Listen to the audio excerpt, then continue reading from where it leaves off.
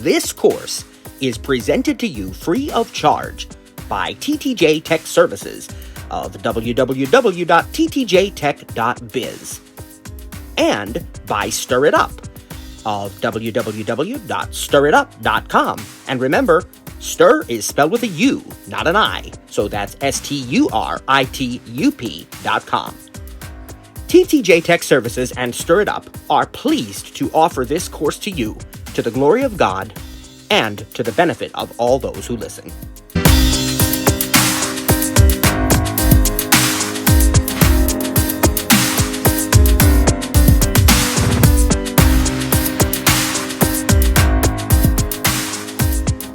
Welcome to our lab day today. It's an experience lab. This actually was originally going to be a lab that we talked about ordering online, shopping online, ordering food delivery, finding recipes, doing things like that. And also with that comes a deeper knowledge of Safari. All right, we're going to use that because it's something that everybody does. Everybody's going to either get groceries or get food delivered or something. And it's a very easy way. And we're going to do more with Safari in future weeks with travel and so on. And so that's all important. But I was given a bit of a vision here to change that just a little bit. We're still going to do that.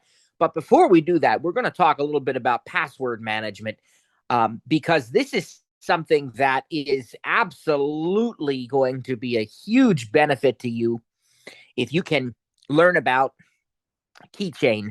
And we're going to be talking about passwords and keychain as well as autofill. We have been dealing a lot with the on-screen keyboard because it's so important. And we've talked a couple times now about how if you take your finger and sort of slide it up above the letters U, I, and O, or you don't have to slide necessarily, just reach up there, but above U, I, and O, you will find what we call the quick bar. Now, the quick bar so far has typically displayed your autocorrect and quick type suggestions, right? Remember that? And so that's an easy way to find those. But the quick bar actually does a lot more than that. There are many other things that the quick bar does. And I think it's very important that we talk about how to get those things to work. And one of the things that it does is it often offers autofill suggestions and password suggestions. Autofill meaning if you need your name filled out, if you're filling out an online form, if you're filling out something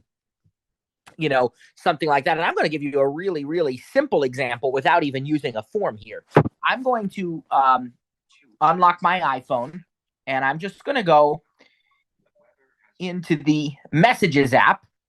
Now, I just got a notification that's just trying to be helpful and remind me of something. So we're going to go ahead and read that together because this is a lab and we want to get experience. Your weather has used your location 17 times in the background over the past 3 days. Do you want to continue to allow background location use? So this is just a helpful notification that has absolutely nothing to do with what we're working on today, but it popped up just now when I unlocked my phone, so I thought I'd show it to you. This is telling me that the weather app has used my location 17 times in the past 3 days. It's telling me that just as a helpful little note. It's not hurting anything that it's doing that. In fact, I want it to do that. It's giving me the option here. Your location is used to show local weather and send notifications about weather near you. Exactly. And I want that. So let's go to the right. Map. Change to only while using button. So if I didn't want that, I can change it to only use my location when I'm using the app actively. But I don't want to do that. I want to keep it on always allow. Always allow button. Always allow button. Okay. Music. Tracy Bird Essential Content. Now we're back to the home screen, and I have a music widget there that just showed up. But we're back to the home screen, and as I was saying now, I'm going to go into the Messages app. Doc. Messages. One unread message. Okay. Conversation. Megan. Now I'm on my pinned messages. And if I keep swiping to the right, I have the rest of my messages. You remember, you can pin I believe it's 9 or up to 9 of your favorite and most important message conversations. I just got a message a few minutes ago. Cliff, unread. And I didn't open that one up yet. So we're going to open it. I'll read it later, but I'm going to use it just as a message. Message. Now I'm going to start typing a phrase here. I'm going to say my phone number is Cap Y. And then what I want you to see space number space is. Now my phone number is. Now I'm going to reach up above the letters U, I, and O, and I want you to listen very carefully. Work 814-348-1366. iPhone 814Q. Okay. I send. So what you just heard, work and iPhone, and my work number is the business number that you all can use. It's on the website, so I let it go ahead and read because why not? And then there's my personal iPhone number, which I didn't let read, but it's there, and it would have. And when I double tap on one of those, it inserts it. So listen now. My phone number is 814. So you see how that works. So this is really awesome because you can do this with different things. I'm going to go ahead and select that and select all. Delete my phone number. Return. And of course, the select all option was in the edit rotor. I set the rotor to edit first, and I don't think you heard that, but then we did the delete there just to get rid of that. But that is a really cool feature, and I think it works with address and so forth as well. So what we have now is we have this ability to autofill things, but where is it getting that information? Well, that's part of the fun that we're going to be looking at here very shortly. So let me do a little more here. Let's do some more demos first. 240 back button. Dock, Safari. Opening up Safari. UK Los and I'm going to see if I maybe want to check my Hulu account here. See how things are going with Hulu and my Disney bundle. When's it gonna charge me again? And how much are they charging now? Okay. Address, Mac Rumors. Down at the bottom of the screen on Hulu. This is not a food-related thing yet, but we're just building a foundation here right now. As I said, what we don't cover today, we'll continue on next Wednesday. This address bar is located at the bottom. We have not really looked in depth at Safari, but it does have across the bottom several icons. They're not really tabs, but it is set up with sort of that way with controls across the bottom. From left to right, you have toolbar, back, button, forward, dimmed, button, share, button, show bookmarks, button, tabs, button. Okay, so 5 different icons. It's actually called a toolbar, not a tab bar in Safari. And just in the center, directly above the toolbar, is your address and search bar. Address, macrumors.com, secure text field. And you can hear. Double tap to edit. And by the way, if this collapses, you just expand it by double tapping. But it is available now, and it's an address and search bar, meaning I can type a URL like apple.com or ttjtech.biz, but I can also type a search term, like we're going to be doing, what I tell you, some food stuff. So yeah, I might search for like best lasagna recipe or something. And the thing is, it accepts both the searches and the URL. So there is no need to first go to a search engine. A lot of people don't realize that because they've never been shown it. And so when they open up Safari to do a web search, they immediately think, oh, they need to go to google.com or yahoo.com or Bing or whatever, and then do the search in the edit field that's on that search engine page. And you absolutely do not need to do that. You simply go into this edit field, do your search, and whatever your default search engine is, that's what will be used. In my case, it's Google. You can change that under settings and Safari if you want to. I'm happy with Google as a search engine. I've not got any, complaints there.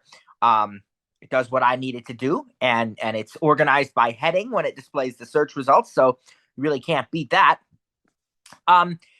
But this is the address and search bar, and I'm going to use it for a URL this time. I'm going to type Hulu in there because remember, we want to check on our Hulu account. So let's go into this address bar. Address, MacRumor. Just to the right of it, by the way, refresh button is a refresh button that will reload the current page.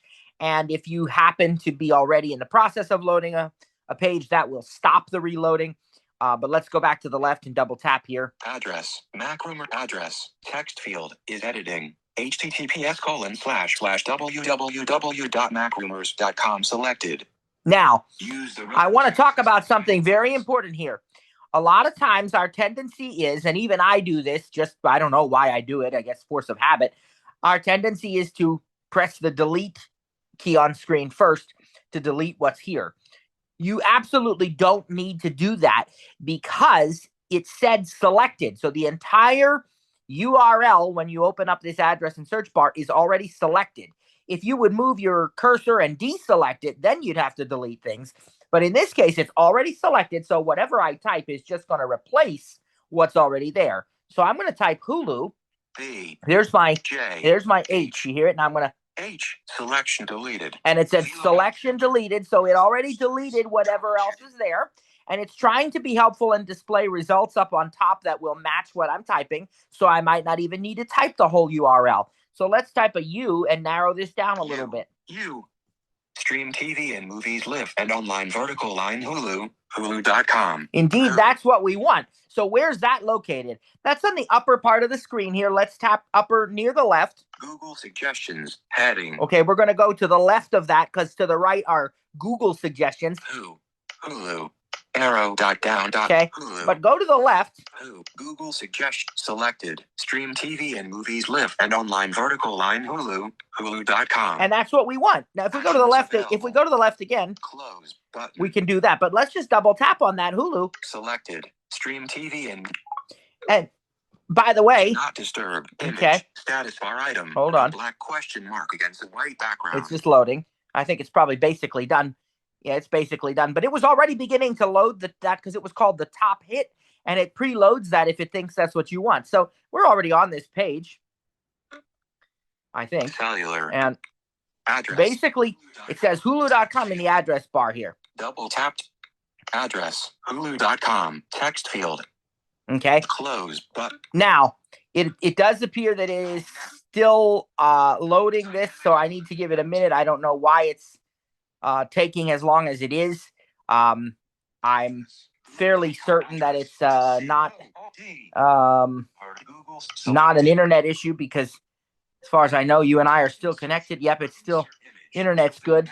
So I went to another website. Let's try to go back to Hulu again and see if it was just a random glitch, which is what I suspect happened there. Green text help section. Yeah, it is. We're good now. I don't know what happened there, but praise God, we're on Hulu now. And I'm going to try to figure out how to manage my account here. Hulu visited. Link. Hulu visited. Up at the top left of this page. Tab M visited. Pop-up button. And welcome to Hulu. Heading left to start enjoying the TV shows. Get the Hulu app. Launch Hulu app. Browse section. But browse section. Help section. About us section. Hulu Facebook. Hulu Twitter. Link. All right, so they don't have a login button here on this page. And we're going to pretend that I have no idea what I'm doing here because quite honestly, I sort of do, but it's been a while since I've been here anyway, and I'm a little bit of guesswork. But that's okay because that's why we're here. Experience. So let's. Welcome to start. Pop-up button. I heard a pop-up button. Let's double tap on it. Menu pop-up button. Menu pop-up. Menu item. Menu item. Now the problem is that Hulu doesn't have these labeled. I don't know why they don't, but they don't. So what are we going to do? Well, there's... Welcome to selected menu item. Menu item. There's only two of them. One said selected, so I'm going to try the other one first. Pop-up selected. Menu. Oh, no. Menu. No, it doesn't seem to matter. It just is, it's whichever one I land on says selected. All right, so I don't know. If I had to guess, it's totally guessing here. Menu item. Let's say the second one, see what that does. Link to view this page. Please re-enter your password. Yep. Okay. All right. So praise God. So I just used a little past experience and I said, well, there are two of them. Probably the second one is the account management. The first one is probably like to sign up for Hulu or something. So, normally it's going to be a little bit smoother of an experience on most websites because things will be labeled. But, every once in a while you'll run into one that isn't. And that doesn't mean you can't figure it out. And that's just what we did. Praise God. He showed us. Now we are going to re-enter the password, it says, because, of course, we're not signed in. So I'm going to swipe to the right. To view this page, please re-enter your password, current email, password, secure text field. And double tap to edit. I already know that the email address was correct. It was going to read that. I'm going to double tap in this password field, but I want you to listen to what happens when I do. Insertion. Sign into Hulu.com with your saved password. Swipe to the right. Use opening double quotation mark theta. And it's reading the email address. I didn't let it finish, but it's reading that. I'm going to double tap. It's going to ask for Face ID. I've got my phone at the ready position. Use a password. Secure text field. Double tap. All right. Now, what it did is it already signed us in. And you can listen to that because I'll show you when I swipe to the left. Skip to main content. And back to the right. Hulu homepage. Link. Log out. Link. It now says log out because I'm now logged in. So it successfully logged us in without me having to enter anything except to show my face there. And if we manage your subscription, heading level 1. Now we're at the manage your subscription page, and it's that easy because we know now that we're already signed in. So that's an example of how easy that is. There's some other ones we could try that would have sort of different experiences in each case. Let's see if I can just see what Amazon looks like these days, because I have a passkey set up. Switch to this address. Secure address. Text. Now, normally I use the Amazon app, not the website, but I, certainly can go to the website. Probably here. Amazon closed. Selected. Amazon.com. Okay, and save up to 50% on holiday day. Amazon shopping. Amazon open menu. Button. Navigation. Landmark. Well, probably we're going to want to open the menu. Open close menu. Link. Sign in. Link. There it is. Okay. Web page loaded. Sign into Amazon.com with your saved password. Use opening double quotation mark. Now it wants to do that right away, and I don't know if that's how it works anymore, because I thought it was a passkey. I don't know, but I just want to show you on this screen. If you didn't want to use that saved password, to the right you have keyboard button, the option to display the keyboard, and then other passwords button. You even have the option for other passwords. But I'm going to go ahead. Use opening double face ID authenticated. User authentication. Email or phone number. Text. Keep me signed in. Okay, now it's interesting that this one brought me to a different screen. Every website's coded a little differently. Sign in with a and I don't have to actually. That's not the thing. That's not how you sign in anymore, because I have a passkey set up. So if you go to the right here, sign in button or sign in with a passkey button. That's what I want to do. Sign in. Close. Use Face ID to sign in. You will be signed into opening double quotation mark Amazon.com with your passkey for opening double quotation mark and continue. Face ID authenticated. Safari. Text field is editing required. Invalid data. What have they asked me here? For your security, we've sent the code to your phone. 3 stars. Okay, so they want me to enter a verification code. Now I'm probably going to have to go into my messages and find it, right? No. Text field is editing required. Right above the UINO. From messages. There it is. I just double tap on from messages. Please wait for text field 045. And it already inserted it. Required. Apple AirPods 61. And I'm signed in. Look at this. Open Amazon. Matthew. Your account. Link. Card. Link. All right. Search Amazon. So let's talk about what just happened in that last part, because that's really cool. Actually, let's talk about both parts. I have a passkey set up for Amazon, which means it no longer uses an email address and password. It instead uses your Face ID or Touch ID, by the way, and has a secure sort of token stored there. If I were to sign in on a non-Apple device for some odd reason, it would ask me to use my Apple device to authenticate anyway, or there would be some other options for how you could get around that. But Basically, it's a secure experience, no password, no nothing. And then the second thing was, it said for my security, it's going to send me a code. And a lot of people make the mistake of thinking, well, now I need to leave the Safari app.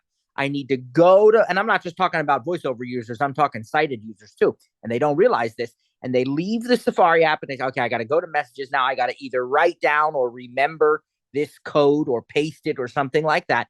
But you don't have to do that if everything is set up properly. You just open up the edit field, which in my case, the edit field for the code was already open. It already had the focus. And just above the letters UINO, it said from messages, and it read the code. I didn't let it read to you, but it really wouldn't have mattered if I had, because it's just a one-time code that expires anyhow. But I just, right up above the letters UINO, it said from messages. You double tap on that, and it immediately inserts that into the field that is asking for the code. And the best part of it is, too, in iOS, well, one of the best parts is that in iOS 17, it even then automatically deletes. The first time you do it, it'll give you the option. You can disable this if you want, but I'm not sure why you would want to. But it automatically deletes the message with that code in it then, because there's no need to keep all those messages around. This works with mail, too, by the way, not just messages. So if they had emailed me a code, it would have said from mail. So this is a really, really cool feature. We're looking at passwords that are saved, and we're looking at autofill today, a little bit in this lab, before we get into some other things, food and so on. Now, the thing with this is, I could have also shown you that if I had to autofill an entire form, like my, name, address, phone number, email, all those things, birthday, it can automatically do all that for me as well. Up above the letters UI and O, what I would see if I have an edit field open, let's say for the sake of discussion that I have my name field open, okay, where it says first name. So up above the letters UI and O, I'm going to see a prediction of my first name, which would be Matthew, and it would show that there. And I could just autofill that name if I wanted to. But then there's also going to be a button that's going to say autofill contact. And if you double tap on that, it's going to give you choices of autofilling with your home information, work information, custom, whatever you want. But it's going to autofill everything that it possibly can on the entire form. And so this is, if it asks for anything that you have stored, we'll talk about that in a second. Where's it getting that information? But basically, all 9 times out of 10, it'll be the entire form. Very rarely do you have to make any changes at all. And even if you do, it's much less than having fewer changes than having to redo or to fill out, rather, the entire form. You can even autofill credit cards and credit card information. Now, that is not to be confused with Apple Pay. I'm a big fan of Apple Pay, and I use it anytime I can. But there are some websites that don't accept Apple Pay. And that is still okay, because you can still autofill your credit card information. And with many credit cards, it will autofill everything except the security code, and then you have to enter that 3 or 4-digit code yourself. The exception to that is the Apple Card, by the way. If you have that, it will even autofill the security code for you. Now, it doesn't just do this.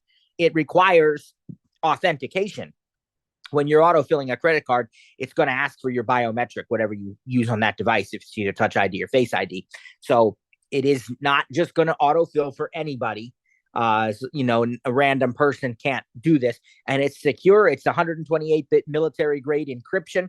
All these things are stored in iCloud and synced across devices with iCloud, which is so awesome. All right, so where's it getting all this information? This is what we want to show you today, and try to help you to. We're going to spend more time on Safari, as I said, and we are going to do the food things. If we don't get to them today, it'll be next week, because that's really important. Everybody likes to eat, right? And that's a key thing. But we'll get to that. But let me talk about where this stuff is stored. So, in the first place, it wasn't week number 1, but lab number 1. We spent a considerable amount of time talking about our contact card and how it's so important to have proper contact information filled out. And that is what allows us to ask the personal assistant to take us home or to take us to work. And she knows where that is to give us the right directions. It's what allows me to say something like, when is my daughter's birthday? Kylie Valbrecht's birthday is 280 days away on August 7th. Thank you. You're welcome. And so it's what allows me to do that because I have the related information in there.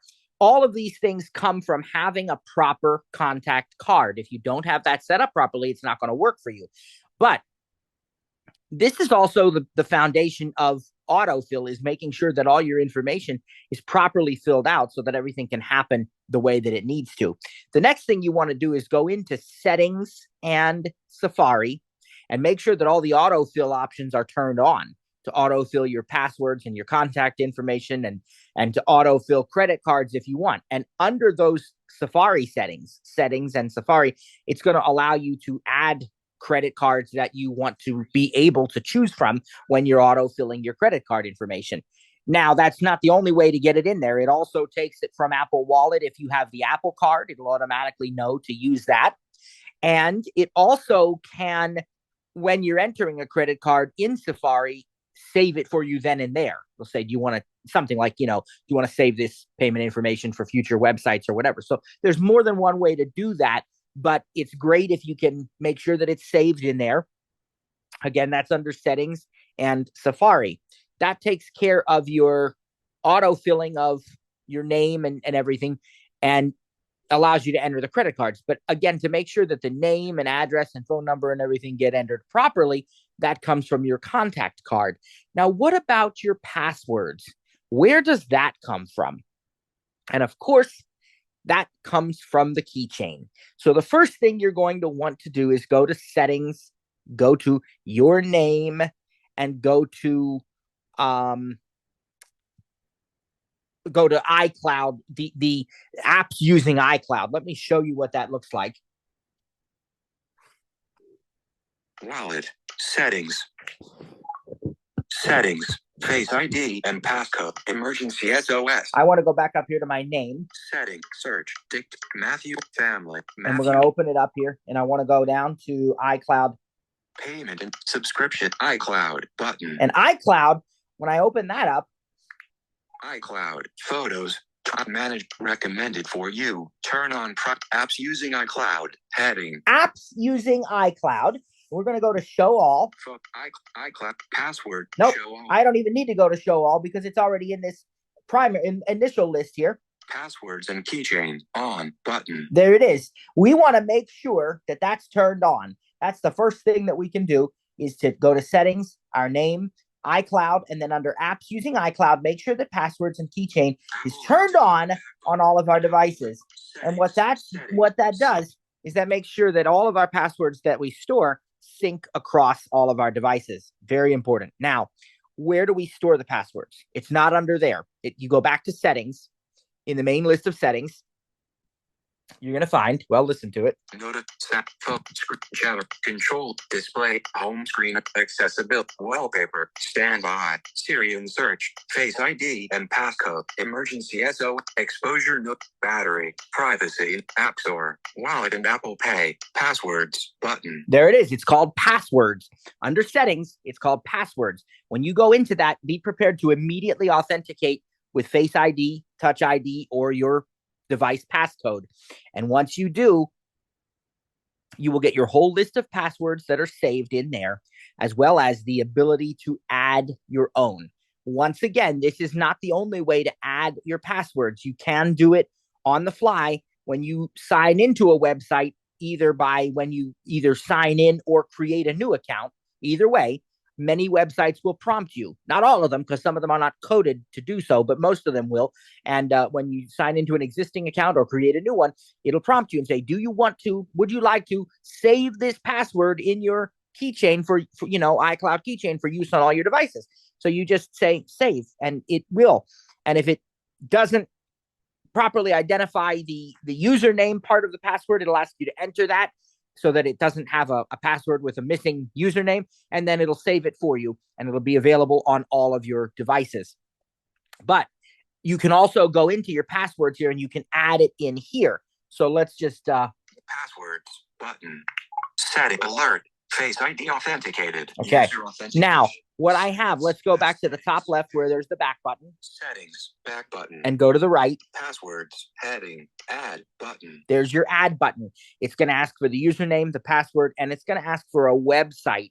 If it's not a website, if it's for an app, you can just make up, whatever you think the website is or whatever it really is if you know it, but it doesn't matter. It's just an identifier. It does sort of matter. I shouldn't say that it doesn't matter, because if it can properly match it automatically, then it will pick the correct password. Like you saw where I was able to, it just asked me, sign in using your password for Hulu. It didn't make me pick what website I was signed into because it knew that it was Hulu. So trying to have the correct website is to your advantage.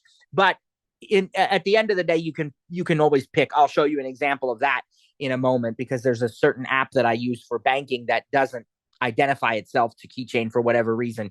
And so I have to manually pick the password. But I will show you what else is here now. Edit button. Okay. Search field, dictate button, section index, adjustable. There's a section index. And of course, we now can see that we have all of our passwords. I can double tap on any of them and it will allow me to share the password.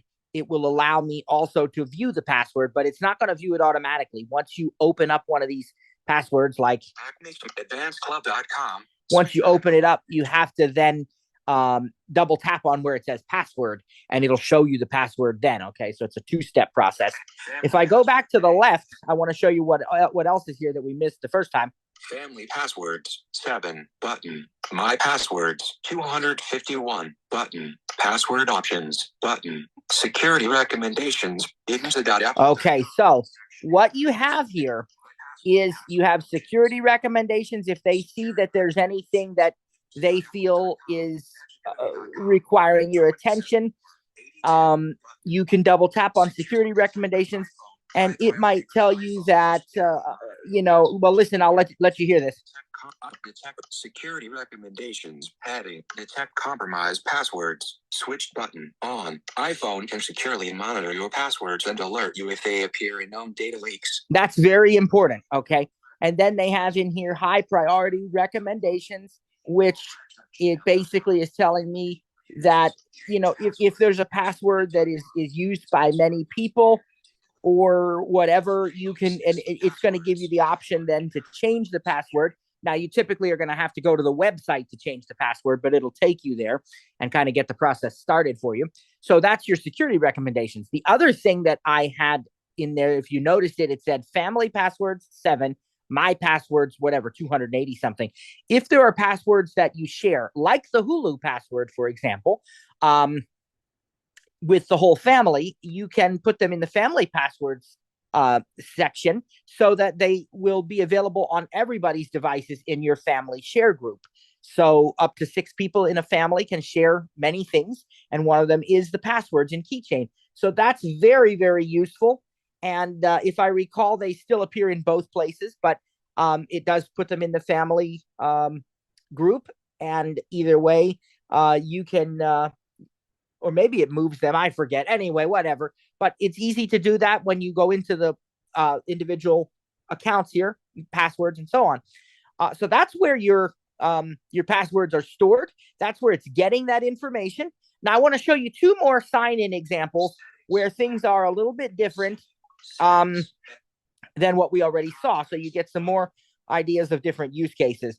The first one that I'm going to show you is I'm going to show you what it is like to sign into a website where, or an app where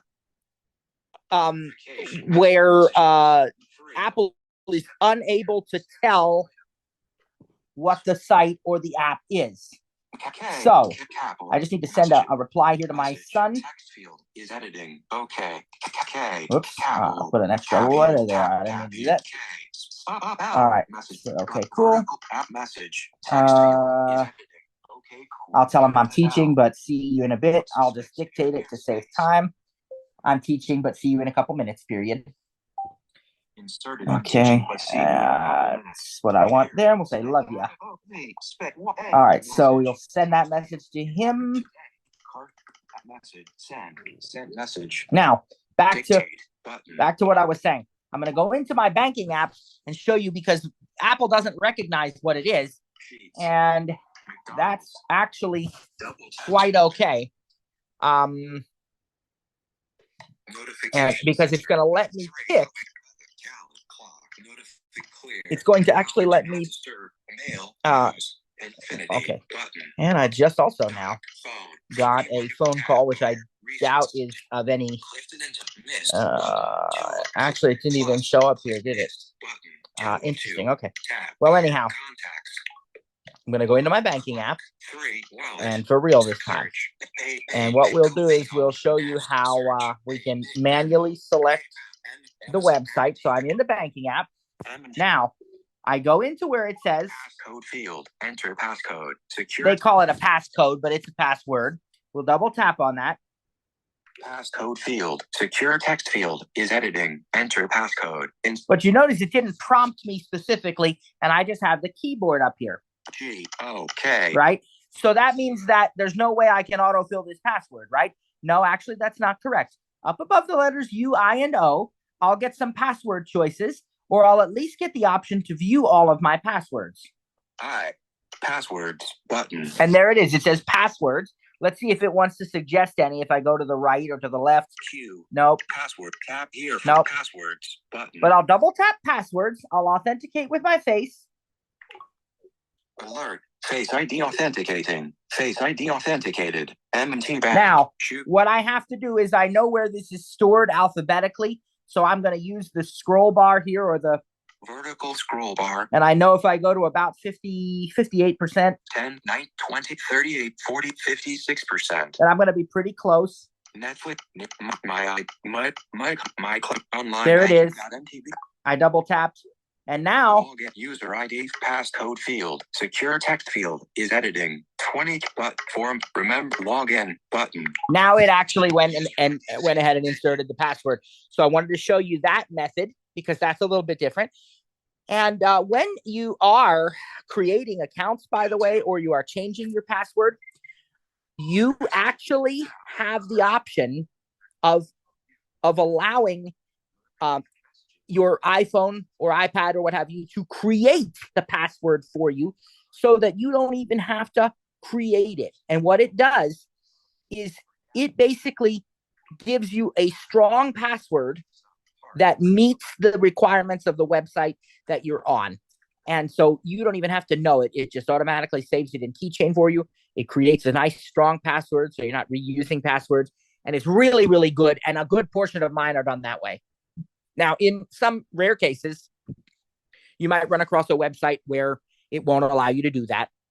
But it's typically pretty smart. And it's even gotten better in the recent iOSs because Apple has given options like if the website doesn't allow, hyphens or exclamation marks or something, you can even customize what Apple creates for you, what not Apple per se, but what the iOS creates for you. So that's a nice thing to know about when you're creating passwords as well. And one final kind of sign-in option that I want to show you that happens on some websites if you allow it. I'm going to go into my website builder app, and I'm actually going to sign out because I was let's see, go out of this. And what happened was I was working with someone and I needed to sign into a different account. So we're going to go out of that account and back into my own personal one. And I'm going to go into my profile here and I'm going to say log out, and then we're going to sign in. Now, in this case, I don't need to enter anything. I'm going to use sign in with Apple, where they've created a secure sign in for me. It allows you to randomize your email address, so you don't even have to use your real email address, but any email that's sent to it gets forwarded to you. So we're going to start a blog from your phone. Sign up button. Log in button. Let's say log in. Close. Sign in with Apple button. And instead of choosing email, I'm going to say sign in with Apple. Dynamic island empty. Okay, it's just Apple ID. Cancel. Do you want to sign into Universe? Continue button. I'm going to hit continue and hold my phone properly for Face ID position. Face ID authenticated. All right, praise God. And home-FEA0.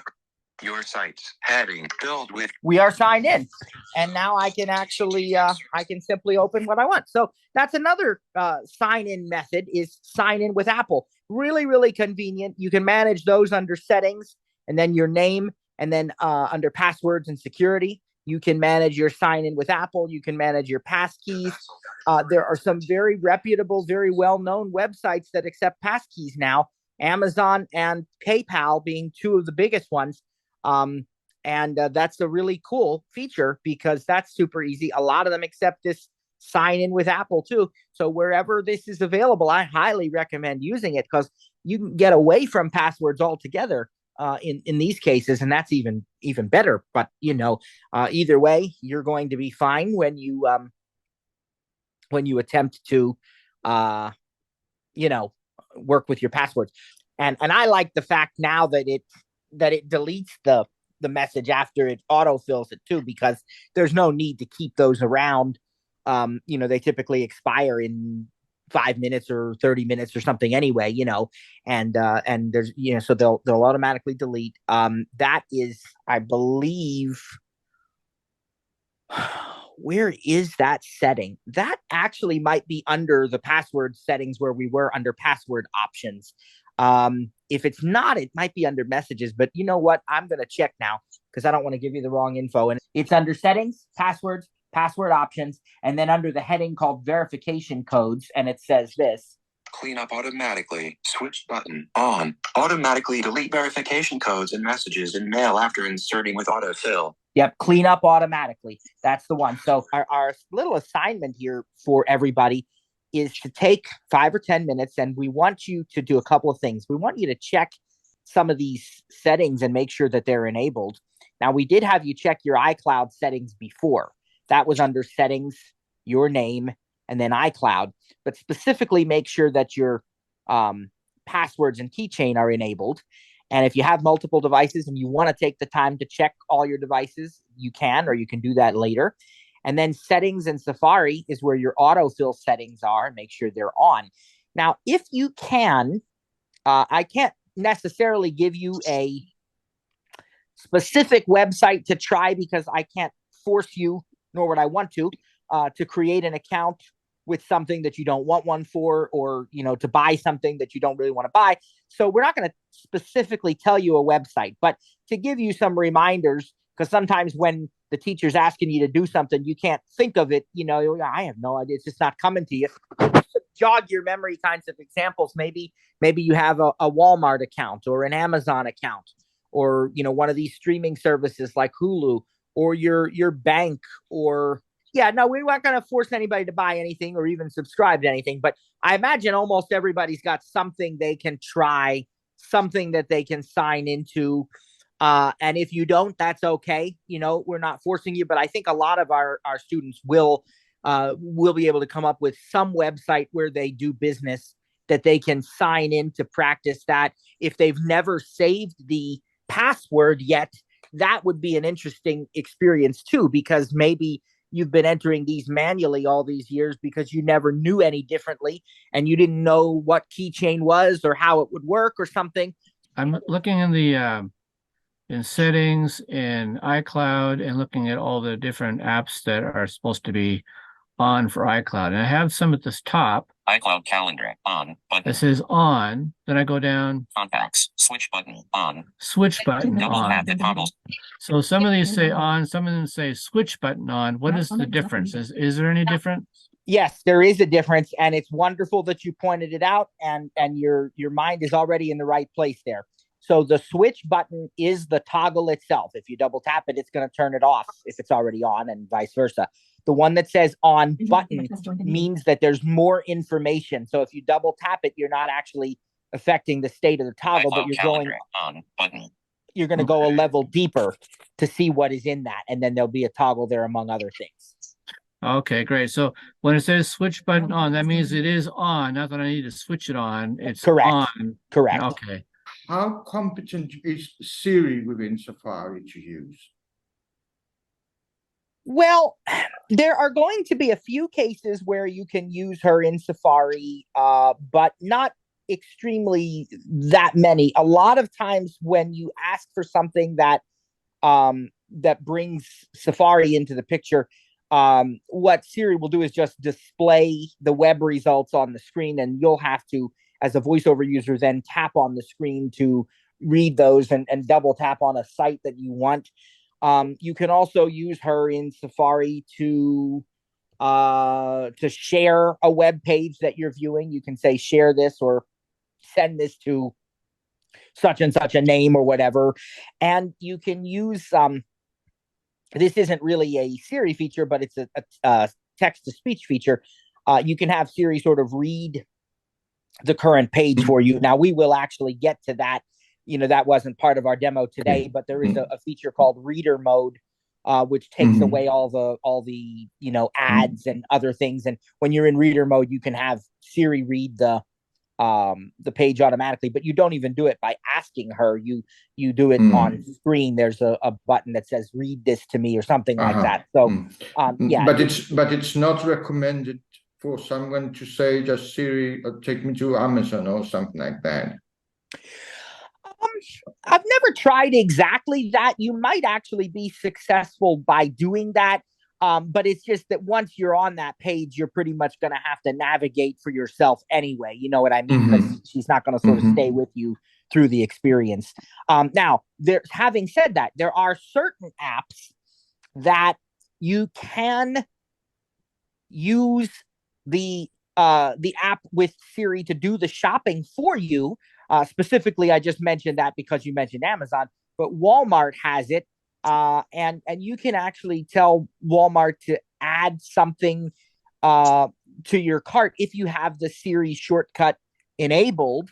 Every once in a while, I'll preface this by saying sometimes the shortcut doesn't always respond quickly, but let's just try it.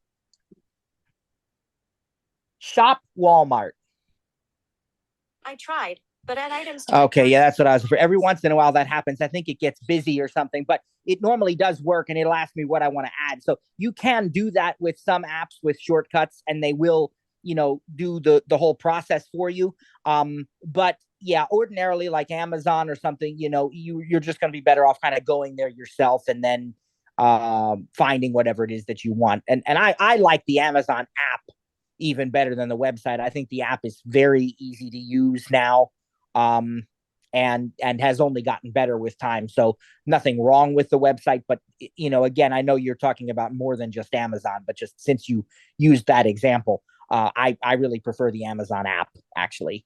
When I get a verification code, I always, when it comes to my messages, I get that. I can just click on it, double click, it goes through. My question is, when it goes to the email, is it just going to the native email? Because when I send it through another email, it doesn't pop up there.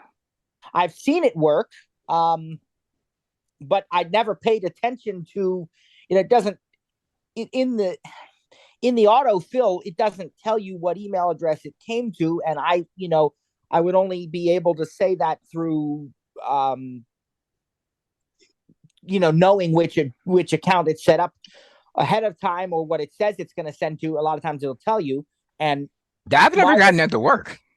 Now, see, that's what Marvin's saying. That's what he was asking about. Yeah, I was about to say, yeah, I've tried it. And, when they say they sent to the email, I would double tap above the UIO and I have to go to the email and get it. Yeah. Now, And the other thing that's not working for me is, how it's supposed to automatically delete those authentication codes into your text messages. I have to delete them manually.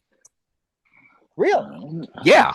Did you? So I've been meaning to submit a feedback report about that, but I keep on forgetting. But the one that bothers me the most is the email, because that's the one that is the most convenient because you don't have to go into the email, copy and paste, and come back to Safari. Right. So yeah. Right. So Cliff, my question also was, the email, does it have to be the native one on Outlook, or do it have to be whatever your default email account is? That's the one it's going to be looking for. So if your default account is iCloud, then it's going to be iCloud. If it's Outlook, it's Outlook. Gmail. So whatever account is the native or the main one in your settings, that's the email address it will be looking for that code in. What I want to know about is security and privacy If you're not with a VPN or anything like that, I'm really concerned about that. What can you tell me about autofill and security?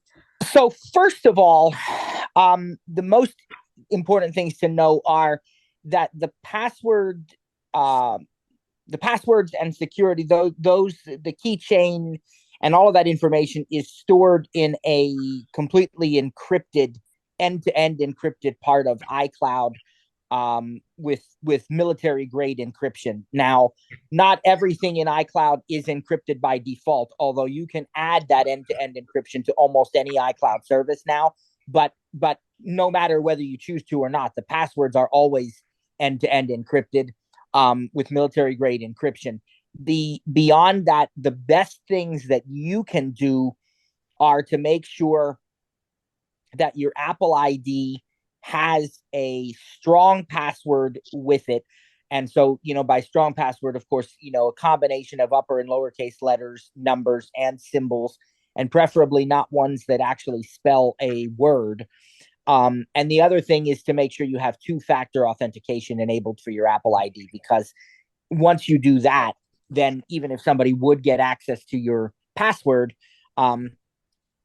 you would still have to give them permission to access your Apple ID, because it would send a message to your trusted devices that you already have signed in.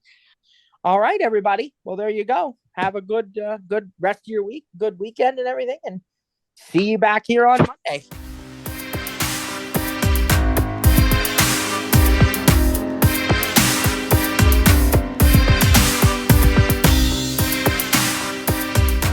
We'd like to thank you again for joining Voiceover In&Out 2023. Didn't get your question answered? Need additional training?